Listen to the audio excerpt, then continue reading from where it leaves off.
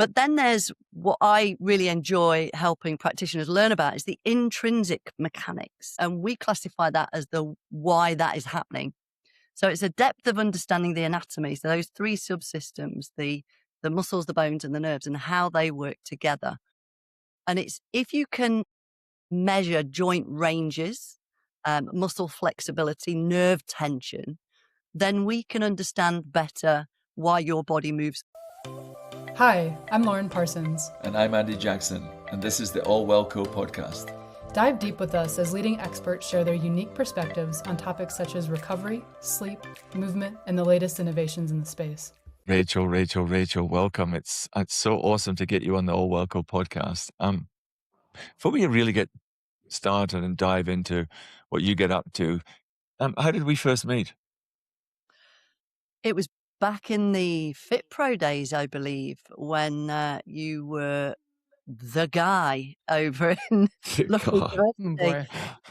And again, we were talking earlier about the nostalgia. A lot of people still talk about those Fit Pro days. That language is really common even today, about the events that were held at Loughborough University. It was the go-to event every year. I know that you were you were Fit Pro and the Fit Pro kids particularly. So that was really when I first met you, but I know that there was a lot more to you than that. But I was quite new in what I was doing in terms of what I'm doing now at that point. But yeah, I always remember those I still miss them, if I'm honest. You should do it again. Come back and do it again. Yeah, to be fair, I did too. I mean, I was recently at an event where there was a ton of UK people and we're all talking about the past and talking about body life and the Fit Pro conferences. And even last year, I went to a 40th anniversary of the London YMCA, the training organization. So yeah, it's an awesome industry. And at All Well Co, we just love pulling all of the community together wherever you fit. So let's dive into you. So you are the queen of biomechanics. So for people who hear the word biomechanics and think it sounds really complex, could you just define it in a way that actually, why does biomechanics matter to us, everyday life, and why should our audience or the clients or consumers care about biomechanics? Yeah. So biomechanics can be very, very complex. And in simple terms, and just for anybody listening, by the way, I love the simpler the better. And from being a practitioner in the industry for about 3 decades now, even when we get that technical knowledge, the application has to be simple when you're talking to a client. So when clients ask me what is biomechanics, I just say it's the body's mechanics. It's the way the body moves. And that is really what you see when you watch somebody walking or running or squatting.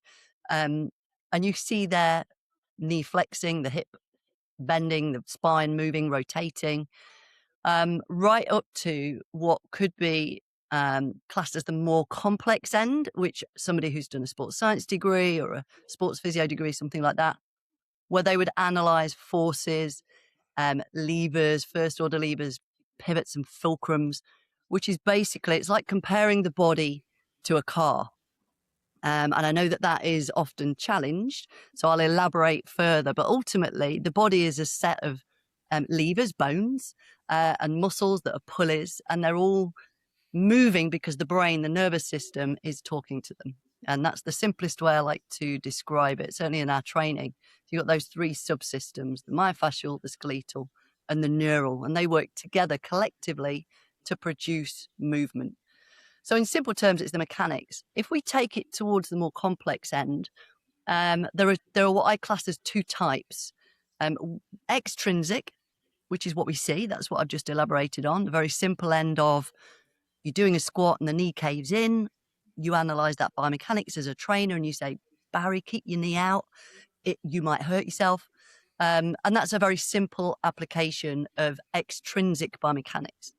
The other end gets very complicated with forces and vectors in a lab with video analysis and measuring angles and really fantastic.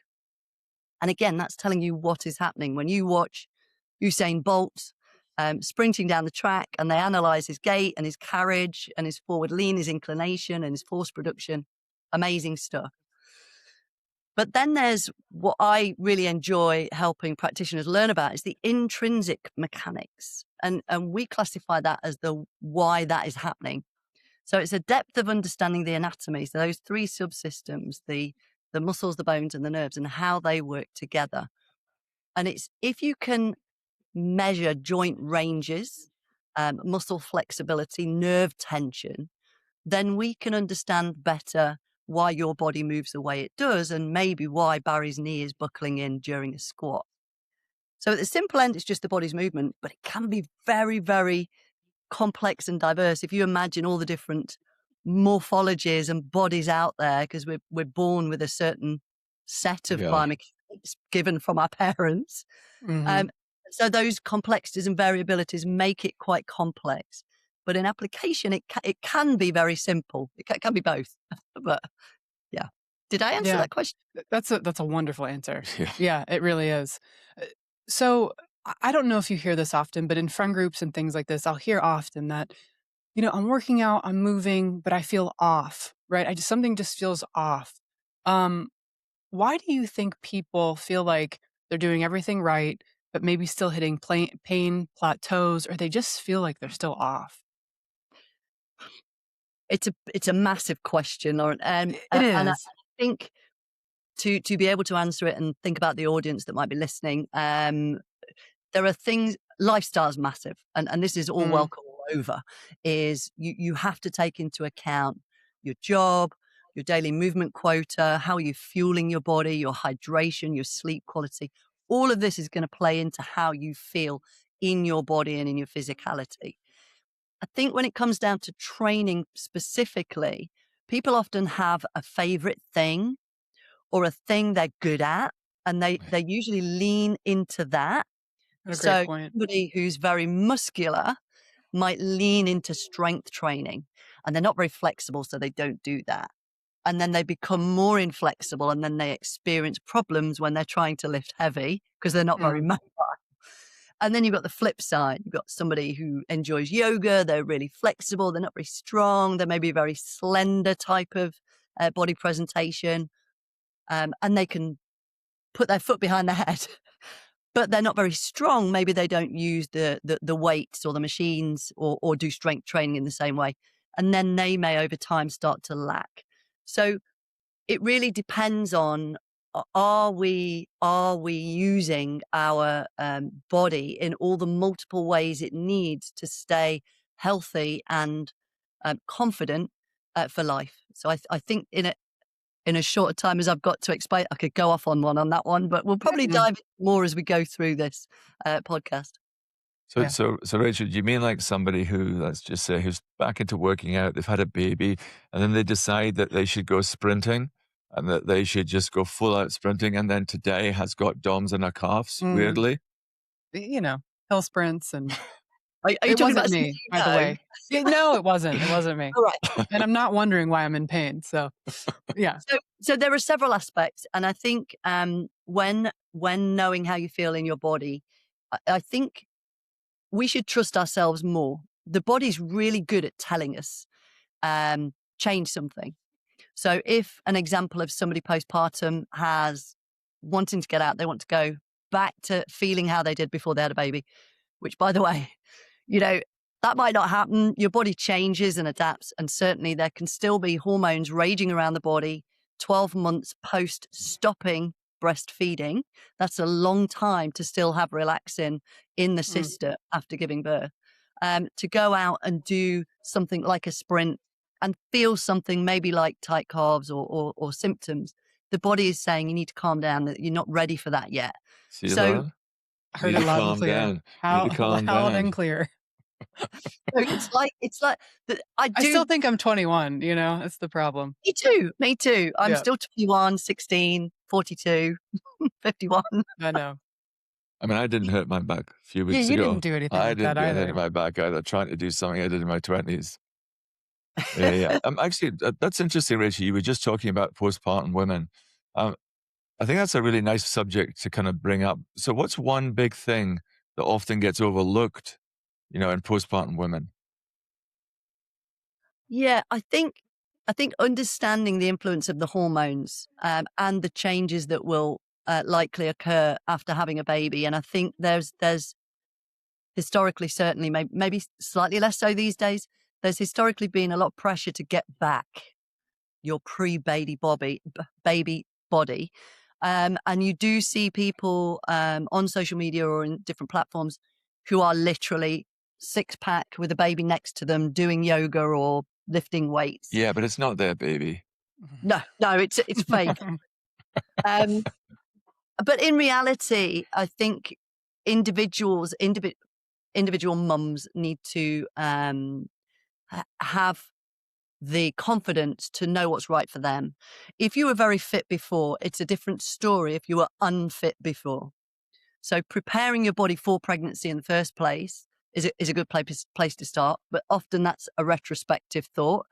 So postpartum, certainly understanding the hormones and how they can still be in the system. They can still be in the system post breastfeeding. So again, when you breastfeed, you can still produce those hormones. That instability of the pelvis and common complaints like pubic symphysis pain or syndrome, those can play in. And of course, the Sorry, weight. should I speak you up? Because what does that mean?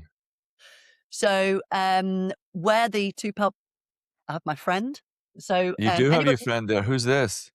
anybody who's listening, I have a life-size skeleton behind me. Yeah. And what it shows is where the two ilium, which is the two hip bones on either side of the pelvis, they meet at the front, just behind the pubic area, where the pubic hair is on the front of the body. And inside that area, there's a connection of the two bones, so they don't meet Okay. directly, like a fascial link, a link in there, which is called the pubic symphysis. And this area that we postpartum women generally produce relaxin every month, actually, with their cycle in preparation for being pregnant and giving birth. And then when women are pregnant, they produce even more hormone, relaxin, and it makes the ligaments more lax. So what can often happen is any pressure from the weight of the baby within the pelvic bowl can press down and actually stress or inflame that particular ligament, just because the body's changing and adapting, and so they can potentially get symptoms. Um, and then after having the baby, they may still be left with some of that laxity, as I've explained, and they may even have incurred some asymmetries. If you imagine feeding babies, carrying babies is often an asymmetrical Yeah. activity, which can enhance an asymmetry down into the pelvic bowl, which can maintain a bit of pressure, maybe down one side of the pelvis more than another. So that might I last see. into postpartum. Yeah. Yeah. Switching gears just a little bit. If someone in general wants to better understand their body, where should they start? Ooh, that's a good question. Yeah. It is a great question. I think I come back to the idea that our body's really good at talking to us. We're just not very good at listening to it. Most people, if we question clients, for example, we question them about their lifestyle and their nutrition, and you can see them having light bulb moments. Oh, nobody's ever asked me that before. Yeah, no, I do eat too much chocolate. Or they generally know things about their body, but it sometimes takes somebody else to help them realize it. The way we use our bodies at home or at work, or don't use our body, which is, I guess, one of the big issues these days. People generally know I need to run more. I need to not sit at my desk for 9 hours a day. I should probably lift weights. There's this whole dialogue. It's often the motivation, the feeling that our environment is making our lives easier. And that's a problem in itself. So Mm. for individuals who want to understand their body better, it's tuning in and listening to it and being realistic about all the things that influence how you feel physically. Are you using all the joints in your body? Are you taking them into different directions and planes? Are you loading your body? Are you elevating your heart rate on a regular basis? Do you sleep well? What positions do you get in? Um, do you feel good about yourself? So I think there's several things that would play into that, but it's very much case by case. So I think that's where what biomechanics education does and what All Wellco do is we expose people to ideas that help them become more body aware. And I think that's the important part about what you and I are on a mission to do is educate people on how to take that ownership. And maybe it's not as complicated as we think. Those Mm. are you familiar with the term Kaizen Yes. from Is it? Japan? Yeah. No, Yes. I'm not. Mm-mm. Kaizen is a Japanese word. It's about small, continuous changes, like 1% a day, to make a big change over time. And I really love that phrase and that concept. People think they have to suddenly start lifting weights 5 times a week, go running, and do 5Ks, and actually just tiny little drip fed nuggets into your day of the things you probably know you should be doing, or we show you, talk to you about doing, and start adding those in bite-sized chunks because our world has become very comfortable, and that is almost destroying our health because we drive everywhere, we sit too much, we work at desks, we don't have to cook anymore. You can just ring a delivery company and they'll come and bring it to your door. So I think a lot of that plays into it as well. Sure. So if you could come up with maybe 2 or 3 simple checkpoints people can use to assess their movement at home, what would those be? Oh, I mean, in simple terms, can you squat down? Mm. So one of my favorites, and I give this to every client who has any mobility issue in the lower body, it's the simplest, cheapest habit stack. And if you've never come across it, it's so cheap and easy. And it's like a benchmark, it's an exercise, it's a habit stack that you almost can't not do. It's just amazing. And people who live in certain countries, they don't need to do it because they squat over a hole in the floor when they go to the bathroom. Yeah. Mhm. So in your bathroom, you have what's known as a squatty potty. And it's like a little stool that you can have. Like we have folding ones here, very cheap, maybe £5, English pounds. Yeah. Slide it in next to your toilet, pull it out, pop your feet on it.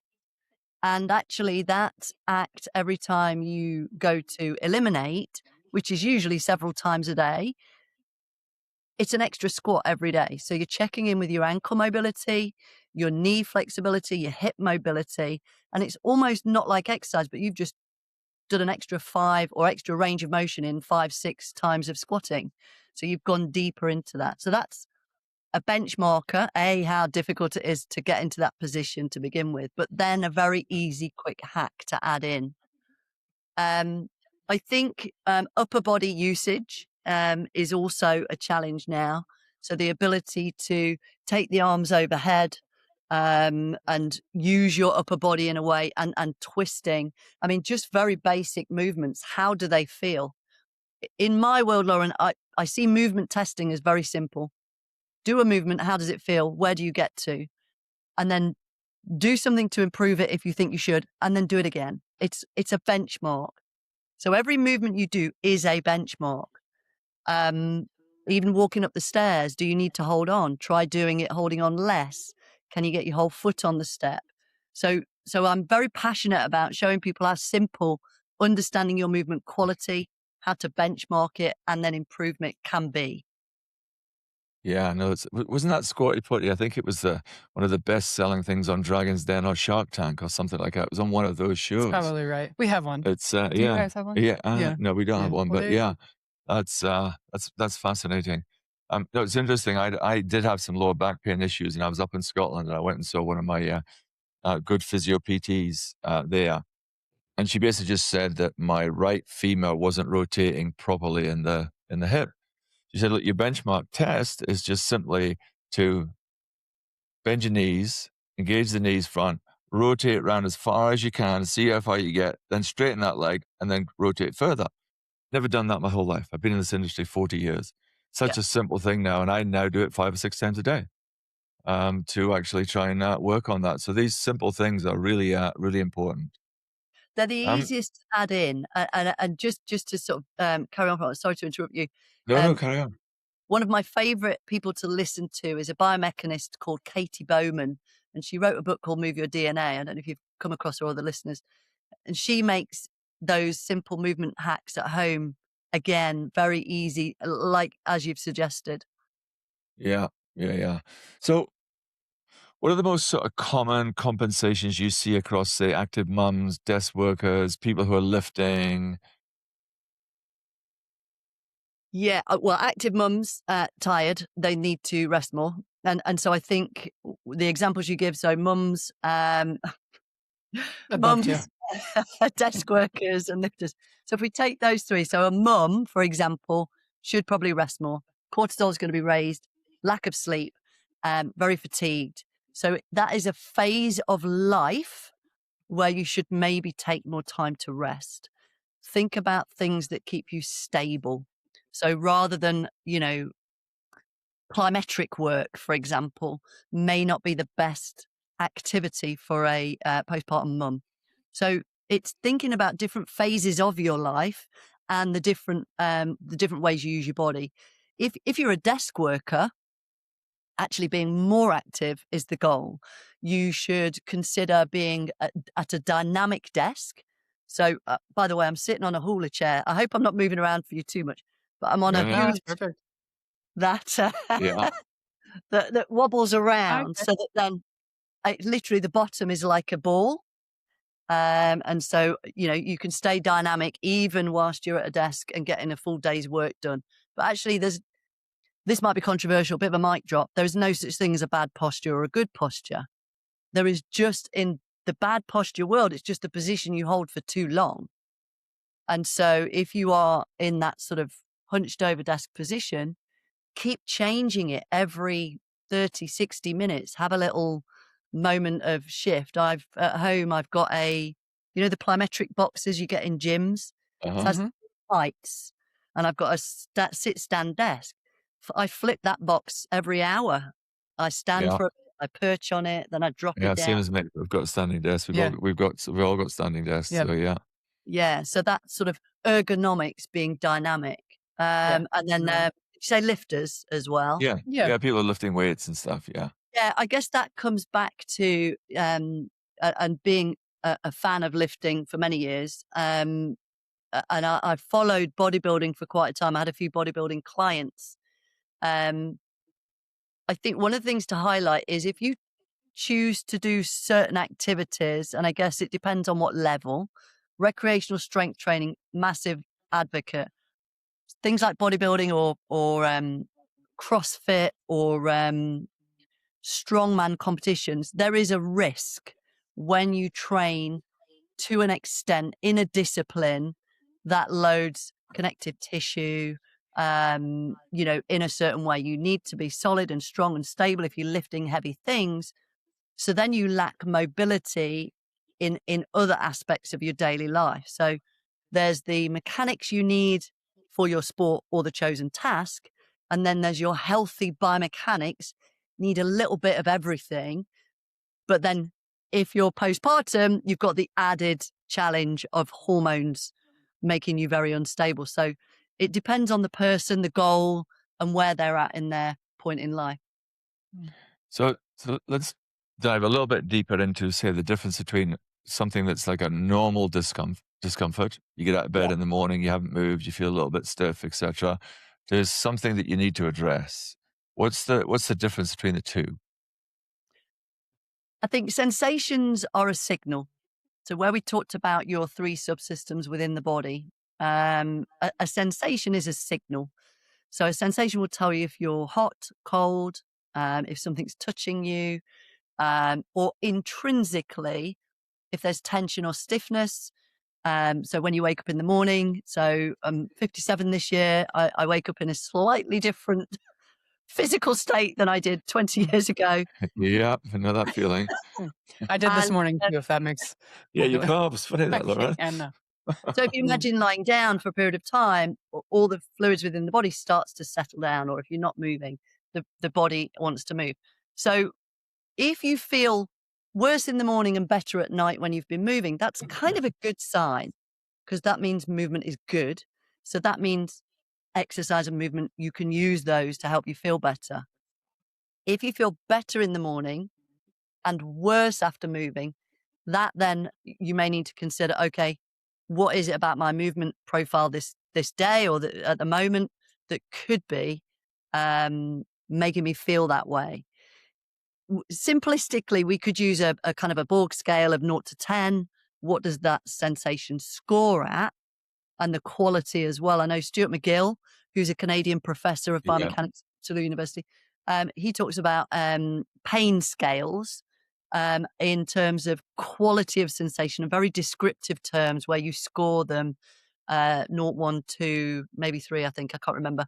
Throbbing, pulsing, aching, those kind of things. Depending on the descriptive, it gives you a higher or lower score. But that's getting more into the clinical world. If you're in that phase, you need to go and see somebody. yeah. Uh, in simple terms, 0 to 10, if you're 3, 4 and below, it's a bit stiff. You should be fine. Get moving if you feel better with movement. If movement makes it worse, go and see somebody, definitely. Mm, Or if you're above that number, then you should probably go and see somebody as well. yeah. What do you think the biggest mistake people make while trying to fix their movement is? Um, Assuming it's something when it could be other things, that's a challenging question. So, what is the biggest mistake? I think if people get a coach, if you're not a coach, get a coach. Get a good coach who comes recommended, who's qualified, who's ethical. And I guess that highlights maybe some of the reasons people are having problems is because they're following people online who are not qualified, who are Yeah. influencers, who may be putting out very unethical, in my opinion, information about you must do this, you shouldn't do this, fix you back in 6 weeks, hanging off a door or something ridiculous. If it sounds too good to be true, then it is, but certainly get a coach. And then what we can do is work with somebody and actually with a team is best. So I actually have a team around me. I've got Martin Haynes, who I know you know, Andy, Mike Grice, and I utilize their different skill sets, physios, osteos, podiatrists, and collectively I work with them to ask them questions. What do you think? Because it's never a simple answer, and there's always so many variables. It's case by case. But even as an individual coach, if you have advice from somebody who's qualified, they can at least inform you from a more um, knowledgeable perspective. And obviously, using valued resources like Allwellco or the things we do, where we put information out for people to think about and consider. So, in terms of putting things together, balancing strength, mobility, and control, give us your kind of thoughts on that. It's interesting. I was thinking about this actually, Andy, and I I feel like in a sense, what we should really be teaching people to do is lean into things at different times. And so, in terms of health and wellness and the physical aspect or the biomechanics of the body, in this particular example, in this topic, you've got mechanical health, i.e., the bones, the joints, tendons, and the ligaments, cardiovascular health. You need to be strong, but there's also that mindset and that psychology. So I feel like we almost need to dip into a little bit of everything. I'm all about 80-20, and there needs to be a bit of the 20% to be able to enjoy that 80%. I believe I've always been like that. I think my dad was a rugby player and a track coach. My mum was a dancer. And so I've always come from a physically active background. We had a vegetable patch in the garden, so I was a bit peckish.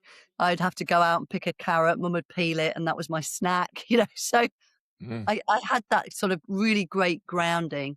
But in terms of movement quota, I think we all should probably do a little bit of everything, obviously lean into what we enjoy. But what I've noticed about my personal choice, I'm cyclical, and this is not strategic, by the way. I've just retrospectively realized because I always do running, yoga, strength training, breath work, meditation. I always do those things. And I teach Group X still. But I find that I get into phases of each one that I do more of. And it's not a conscious thing. I might spend 6 months doing more running for an event in the summer. And then in the winter, I seem to lean into strength training more. And then I might do a cycle of more yoga or breath work, but that's less conscious. It just seems to be the way I do that rather than one thing all the time. And I think running, for example, which historically was my thing, I did so much running. There's then that risk if your body's only going almost purely sagittal, and that very impact sport constant, no strength training per se. That's when you're at risk. The body needs variability. So mixing it up, definitely a little bit of everything. So if I've only got 10 to 15 minutes a day, what should I prioritize? Walk. That's it. Well, Period. Get out and walk. I think more so now. You don't need any money. You don't need any special equipment. Obviously, you need to be able to walk. So I'm mindful that there may be people who are in a different position or different situation. But if you're physically able and it's accessible, a 10-minute walk for the mind, for the joints, for the body, being away from screens. I think there is an underestimation of the power of walking without your headset, without a phone in front of you, and inhaling the air where there's greenery around you. So you're getting that really good clean air as well. Definitely walking without question. yeah, it's interesting. One of our recent guests, Dr. Courtney Connolly, has just written a book called Walk. That she's promoting. So yeah, that's Mm, come up a lot recently in lots of it has. conversations that, Yeah. and I agree totally with the, I've got into a habit too much of putting on music, but even when I am listening to music out in nature, I've started putting on more calmer music, and it's it's weird. I'm out in nature and I've got nature sounds on the music in my headphones. I mean, so stupid, so stupid. That's all right. So speaking of longevity, walking, what does moving well for life actually look like? It's got to be fun. We've got Yeah. to enjoy moving. And I think this comes back to everything we've already spoken about. Have a body that is capable. And that doesn't have to be it's not going out and getting a gym membership and spending hundreds of pounds on a trainer and, lifting weights 5 days a week. It's little nuggets. Bring things back into your life in terms of movement that you may be missing. And simple steps, habit stacks, and then make it enjoyable. It's like cleaning, things that we do all the time, cleaning, gardening, washing the car. Yeah. This is an excuse to move. Mm. Why would we not have a go at cleaning the car with the opposite hand? And it sounds ridiculous but I've been Yeah, I doing this know. for months, and I've been teaching this to clients now. I say, when you're cleaning, swap hands. Doesn't matter if it takes you longer. Enjoy the movement. Try sweeping in the opposite direction. Mm. Yeah, It's hilarious, but it makes it fun, and it actually makes movement far more accessible, more enjoyable. You have a cleaner house because you enjoy it. yeah. And so bringing the fun back to any option of a movement choice that you're doing anyway, and not seeing cleaning, ironing, filling the dishwasher, putting the shopping away as a chore. See it as I've got an excuse to use my hips, my knees, my arms, and those in themselves then become benchmarks of movement quality. And you suddenly realize, actually, I can squat down into that cupboard now and pull the bucket out. I couldn't do that before. So I think, yeah, using any excuse to move and then making it into that symmetrical exercise can make it quite good fun, actually. Try it. Mm. I love that. Yeah, Yeah. yeah, it's making the process the purpose, right? Yeah. Yeah, What definitely. what do you think something people relying on in fitness too much right now? Ice plunging. Well, Yeah. maybe that's it. So, okay, this might be quite controversial. And by the way, I love devices. I have one. I'm slightly obsessed. I follow my HRV. I look at my resting heart rate. I follow my sleep. I think they are great. However, I, I think in terms of, to be precise about your question, people may rely on them too much and feel almost dictated by them rather than just trusting how they actually feel. So Sure.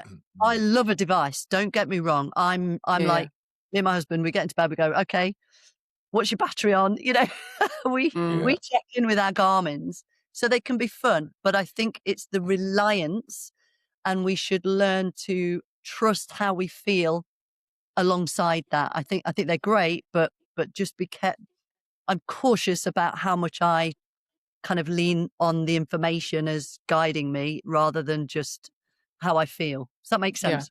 Yeah, it Yeah, does, it no, the does. HRV one's really interesting because I do the same. Calculate every day, and it gives you your actual HRV score, but then it tells you your readiness. I would Yeah. almost ignore the readiness based on what it feels. And actually, even for me, now I'm in my 60s, I'm now more interested in how's my HRV over a 3 month or a 6 month, or how is it compared to last year? That kind of holistic approach. So completely concur with you. You've got to be careful. And even with sleep, I used to look and actually go, it says I woke up 3 times, but I only woke up twice. Mm, You can get yeah. too granular Or I feel great, but about it says I'm a 15, right? yeah, Like, it's I guess I yeah, don't feel great. yeah. Yeah. I have Um, to say though, just to expand on that, sorry, Andy, is I think HRV is an interesting one, and I actually got this Garmin specifically because it had HRV on it, yeah, and I think the more I've been reading around devices, the information they're giving us, because my resting heart rate is consistently 40. I can be fit, unfit, ill, healthy. My resting yeah, heart rate just not a reliable piece of data, and it's only one metric. Whereas I think with HRV, it takes into account a lot of different metrics. I know it's measuring that sort of gap between the heart rates, the heart rate variability, but it does actually pull in information from sleep, stress, yeah. so they suggest. And I know devices can be limited, but where I've been following my HRV just to see how it compares to how I feel, I've felt great on a day where my HRV has dropped. I've thought, well, that can't be right. And then subsequently, I've been fatigued and poorly. So I've seen, oh, is it a predictor? The And I predictor. think Ah, is Uh, where it's certainly in elite sport or with anybody who's athletic to know you need to take a break. So I think they can be great for that kind of information. But I'm quite interested. I'm still following HRV, so it's interesting you mentioned that as well, Andy. mm. 'Cause yeah, actually, we had a couple of people on the podcast. We've done it twice now on HRV. So there's a guy, Dr. Torkel. Have a listen to him. He's quite fascinating on his health perspective. Right, came from Scandinavia. What's underrated for long-term strength and resilience? um, foundation, the preparation, that really sort of the boring stuff, you know, little stretches and mobility work, those little nuggets of movement that prepare you to strengthen on top. The body needs stress to adapt. The body needs impact with the ground. The body needs to be bent and loaded and stressed. But to do that well, the connective tissue takes much longer to adapt, and we can't see that part of the anatomy. We see the muscles growing or not, or going flaccid, whichever way around you're going. Um, but the connective tissue and that movement quality, and even the brain's proprioception, the awareness of where we are in space, sort of balance, plays in as well. So I guess I say the boring stuff. I don't find it boring, but I'm kind of like entrenched in it. But maybe for those who are looking to have a strong body for life, that foundational piece is really seeing the value of those little tiny stretches, mobility. We teach about muscle energy techniques that are amazing. So easy. They reduce fatigue. They're isometric. They're only 20% effort. Anyone can do them. You can be overweight. You could come out of a rehab, of cardiac rehab or something. So techniques like that, if we can get exposure for those types of techniques, they really build a foundation that connect the brain's messaging to the soft tissue about tone around a joint, so that when we start to load with strength training, the body's ready and the brain's prepared for it. Mm. Okay. Okay, so then take that. So that's the day to day. Now build this into my life phases. So postpartum, busy seasons, etc. How do I look at my training? How do I evolve that through the various life phases? Yeah, I think the dosage of different modalities is key, and sort of being in my late 50s, always being physically active. As I explained earlier, I think I've just naturally gone through different phases. There are things that are more important to me now that weren't important before. There were things prior that were more important. I wanted a flat tummy and shapely thighs. Now I'm like, I don't really care. I'm not getting it out. I'm far too old to have my face these days. Yeah, Um, but I want to feel different. And so I think instinctively through life, we need a little bit of everything, but the dosage of each may well change based on that. Certainly for new mums, maybe reducing some loading, and that loading could be mileage, it could be weights, it could be, any of those, and focusing on a certain aspect. But again, it comes back to getting coached. Find a professional. There's a lot of online support now, which is fantastic, but do delve deeper into who you're taking information from about the phases within your life and the different doses of cardiovascular training, resistance training, what type of resistance training, HIIT training. So at the moment, menopausal women, for example, are being heavily informed about HIIT and very heavy strength training, which is research is evidence to be the best way to go. If you're fatigued and you're getting that midriff, that muffin top, but you have to still build up to that. You can't just suddenly start lifting 3 reps of the heaviest weight possible on a deadlift because the connective tissue isn't ready. So I think there's always room, Andy, for every element of physical challenge, stress, but you might change the dose either based on that phase in your life or even the goal. If you decide you want to Yeah. compete in high rocks, Andy, you're going to have to up your game in terms of sprinting 1K. Have you got high rocks over there? High rocks. Oh, hmm it's huge. hmm All right. Yeah, Yeah. Yeah. it's huge. So yeah, your 1K sprint time is going to get more important. So then your training will change to that, and then lifting weights and pushing things around in between. If you decide, actually, I'm just going to mosey along to a park run, again, it will change, but you still need the strength if you're park running. You still need the calm and the meditation if you're a high roxer. So it is that balance. Sure. Yeah. Okay, Rachel, we have a new section. It's called Rapid Fire. So Oh, in 10 seconds or less for each question. All right. Okay, here we go. So, what is one habit that would improve most people's movement? variability, What's one thing people are overthinking? alignment, One thing people are underdoing. undervaluing the boring stuff. If someone wants to feel better in 30 days, what should they focus on? They probably know already. That- Sure. That's that's different That's for fair. everyone. That's a cop out. That's different for everyone. But whoever it is, whoever's listening, you know what you need to do. Yeah. Last rapid fire. Where can people learn more from you? So, I mean, we share a lot of free resources as well, by the way. So, anybody listening, wherever you are in the world, we've got some free resources over at biomechanicseducation.com. We've also got deeper training in person, both in the UK. We are global. We are looking for coming over to Canada. I've just linked in with America. We're in Singapore, Jakarta, Indonesia, Malaysia, Turkey. So we're all over the place.